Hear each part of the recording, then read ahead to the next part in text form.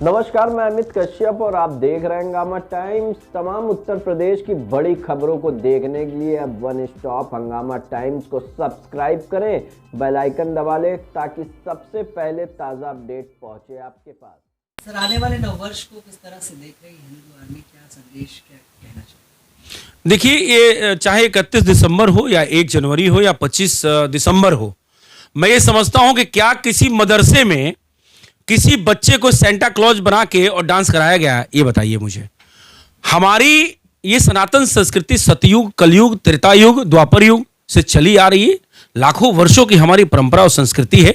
ये पश्चिमी सभ्यता, अगर जहां पे आप देखेंगे कि पहली बात तो ये 9 वर्ष है ही नहीं, ये तो एक कैलेंडर अंग्रेजी कैलेंडर है। आप ये समझिए, हमारा जो 9 वर्ष आता है वो कभी मार्च में और कभी अप्रैल में अंग्रेजी, लेकिन हिंदी का चैत्र शुक्ल पक्ष एक होता है वो, और उसी समय विक्रमादित्य का द्वारा बनाया हुआ विक्रमी संवत चलता है और वही हमारा कैलेंडर है। हम उसी से चलेंगे, क्योंकि देखिए ये देश राम का है, कृष्ण का है, और आज योगी मोदी काल में मैं ये समझता हूं कि हमें पश्चिमी सभ्यता से बचना चाहिए। आज इस विलासिता की, चाहे वो 25 दिसंबर हो और चाहे 31 दिसंबर हो या 1 जनवरी हो, जिस तरीके से शराब के ठेके सारे खाली हो जाते हैं और सड़कों पे एक्सीडेंट्स की भरमार रहती है, मैं ये समझता हूं कि इस तरह के विलासिता का जो त्योहार है, पर्व है, हमारी संस्कृति का हिस्सा बिल्कुल ही नहीं हो सकता। और हिंदू आर्मी इस बात के लिए, चूंकि हम संवैधानिक तरीके से चल रहे हैं, हमारे कार्यकर्ता चप्पे चप्पे पे लगे हुए हैं कि कोई भी इस तरीके से कोई लव जिहाद करता हुआ पाया गया, कोई क्रिसमस के नाम पे या कोई 1 जनवरी के नाम पे, 31 दिसंबर के नाम पे कोई भी इस तरह से हुड़दंग या कोई बहन बेटियों को इस तरह से करता हुआ पाया गया, तो उसके लिए हिंदू आर्मी इलाज करने के लिए अपना तरीके से तैयार है।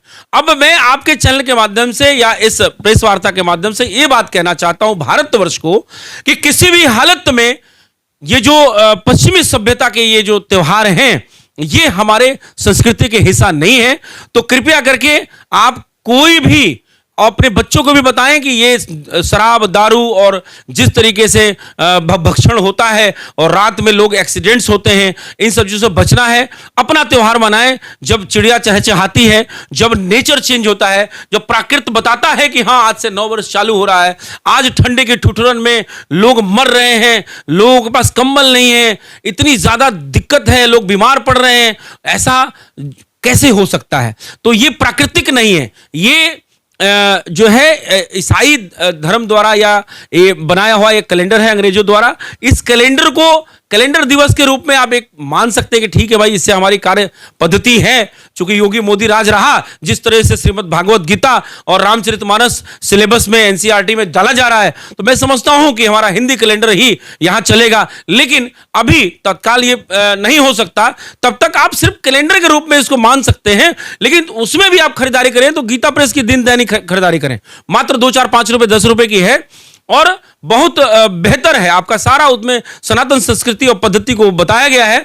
कुल मिला के हमारा पुनः यह कहना है कि ये संस्कृति का हिस्सा हमारा नहीं है। हमारा 9 वर्ष तो चैत्र शुक्ल पक्ष 1 को होगा, और दूसरा अपने बच्चों को भी समझाएं, खुद भी समझें।